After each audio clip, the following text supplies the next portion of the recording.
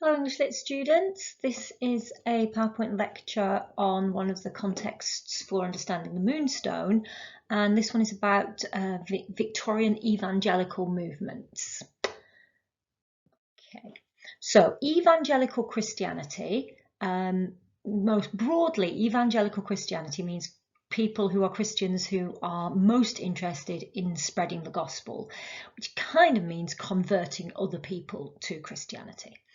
And evangelical Christianity was part of a more widespread religious revival in the 19th century.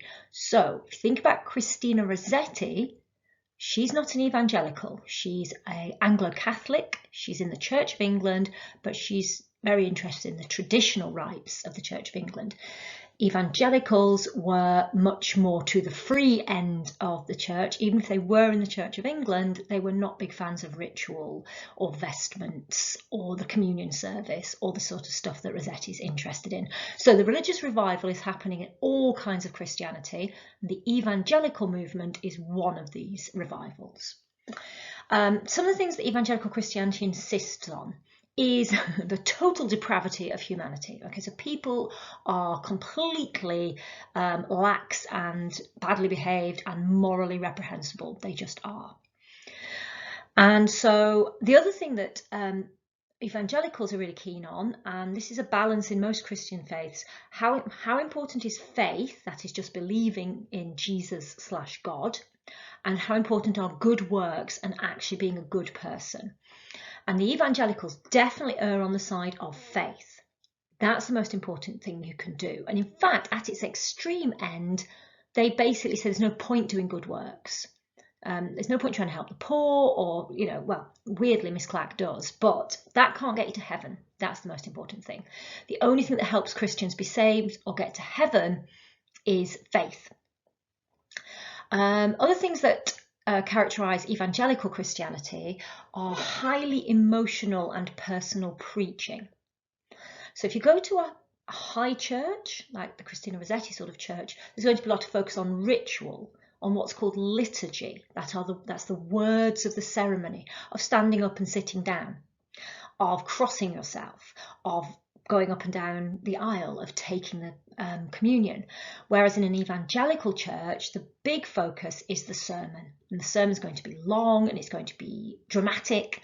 It's going to be personal. People will talk about their sins and how Jesus saved them a lot of the time. That's what I mean by testimony. Testimony is when people go, oh, I was such a terrible sinner, but God saved me. You may have heard this sometimes from American churches, American people talking about testifying. They'll shout, testify. What they mean is someone's coming up and talking about how God or Jesus saved them. And that's a big feature of evangelical worship and practice.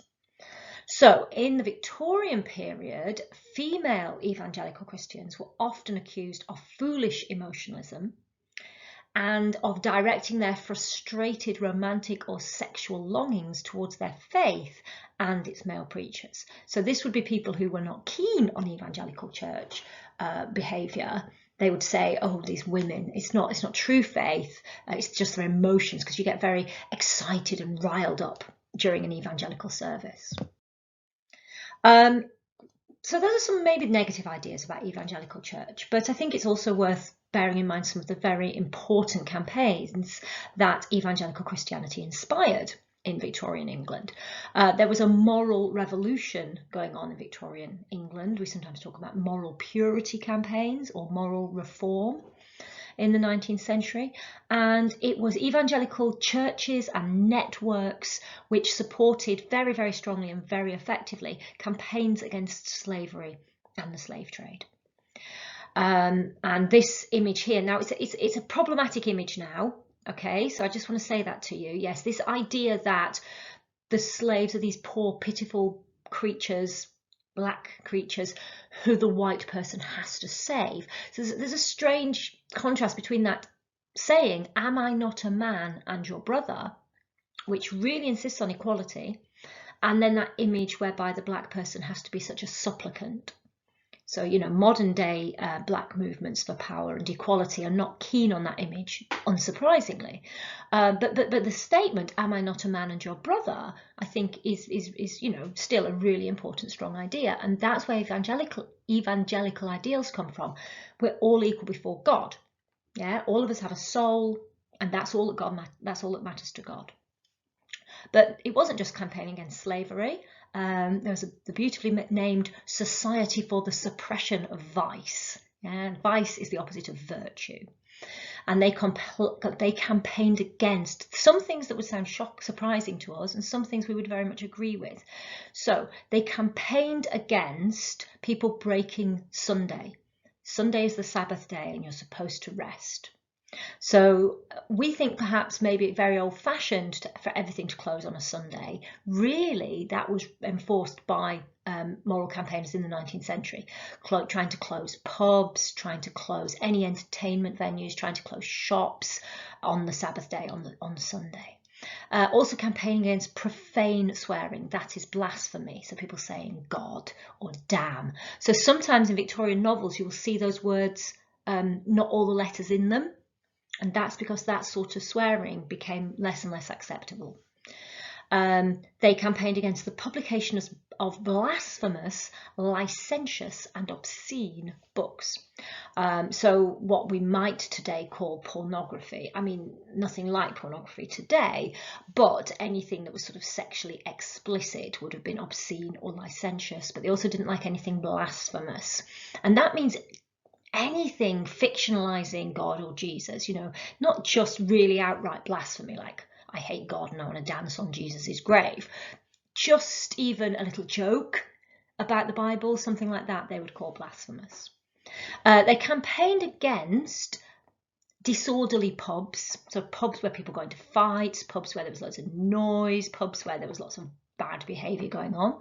Campaigned against people keeping brothels, that is houses in which prostitutes work, and they also campaigned against gambling or gaming houses where people would, you know, gamble and often, get terribly ripped off, which also happens in brothels and also happens in public houses, can be seen as being on the side of the poor working class man.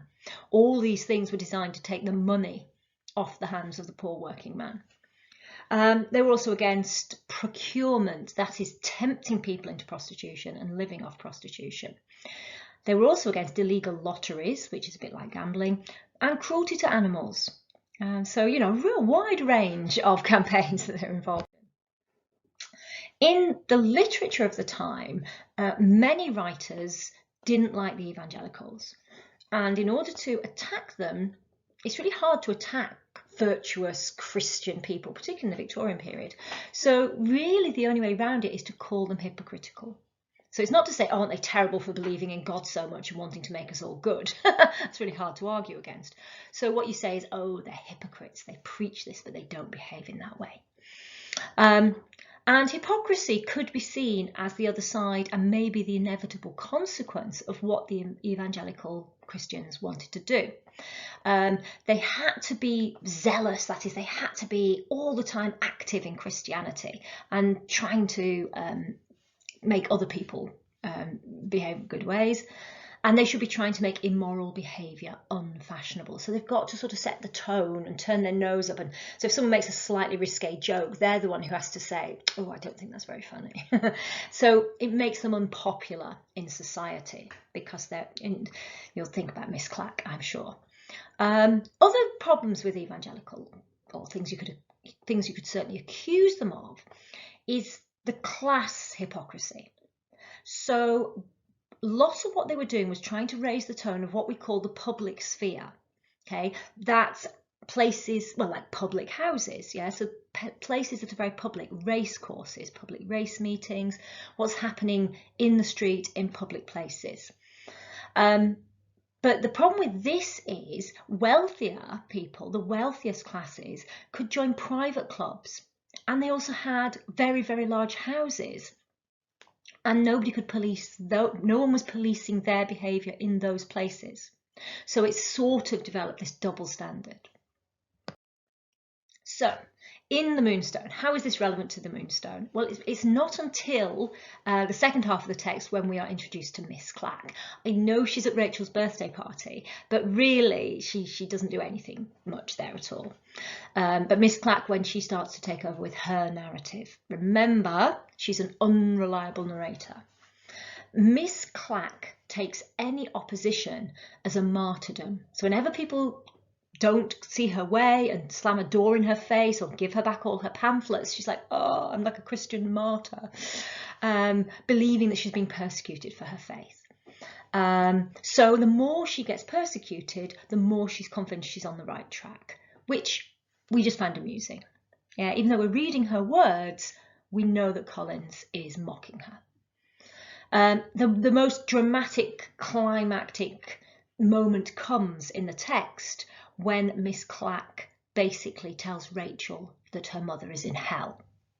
You may have forgotten this. It happens in the house in Brighton after Rachel has rejected Godfrey's marriage proposal when she breaks off the engagement, and Godfrey's father basically throws her out of the house, and Mr. Brough then says, well, you can come and live with me. And Miss Clack says, oh no, Rachel, come to live with me. And that's when she says, I nearly saved your mother. And Rachel's like, what the hell do you mean? And Miss Clack explains herself. And she basically says, doesn't matter all the good works that Lady Verinder does. It doesn't matter that Lady Verinder was a very nice person. She wasn't saved. She hadn't been born again. She hadn't listened to Miss Clack. She hadn't been converted to evangelical Christianity. She is going to hell. And Miss Clack believes that. So that's when we feel our least sympathetic towards Miss Clack, because, you know, we sympathise with Rachel and her mother.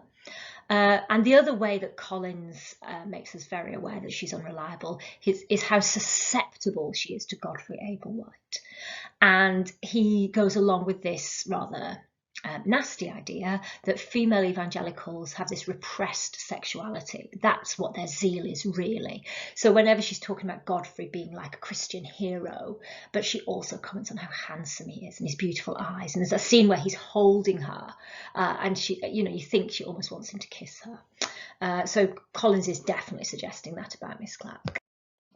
And similarly, Godfrey Ablewhite. Now, Miss Clack is in some respects a hypocrite. Yeah, because she pretends to be full of love, and actually between the lines we can read that she's actually quite bitter. She's very, very rude about Rachel with no real reason, apart from perhaps jealousy.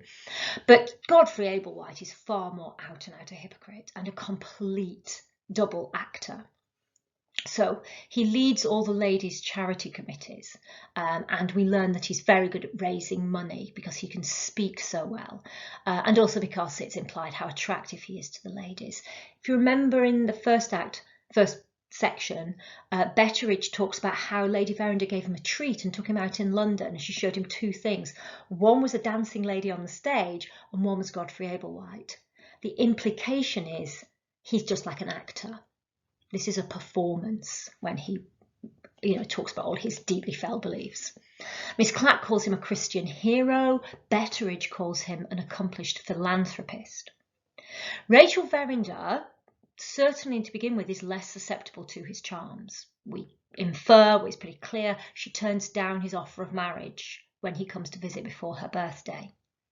But we get to witness the proposal scene and how he persuades her through the eyes of Miss Clack hiding behind a curtain. And so he is very effective, isn't he? She's persuaded to accept his offer of marriage. And it's funny that we see it through Miss Clack's eyes, because Miss Clack recognises him using exactly the same techniques to persuade Rachel that he's used to persuade the ladies and the audiences to part with their money. And really, he has the worst fate in the whole of the book. He's revealed as an embezzler. He's fraudulently forged signatures on the young boy's money account, who he is a trustee of. He's a fortune hunter. That's a really good phrase to remember for him. A fortune hunter literally means he's just trying to marry a woman with a fortune. And he's also a fornicator. He has a kept woman in a house that was not in his name, and that lovely line, and the woman who was not in his name either. So, you know, we can see how Collins feels about evangelical Christianity, and also how he wants his readers to feel about it. It's not on the slides, but perhaps it's also worth mentioning why he might have felt this way. Collins had 2 households. He had a wife and a family, and he had another woman who he lived with as his wife and a family. So you can see how he would not be a massive fan of this sort of really, really high moral purity campaigning.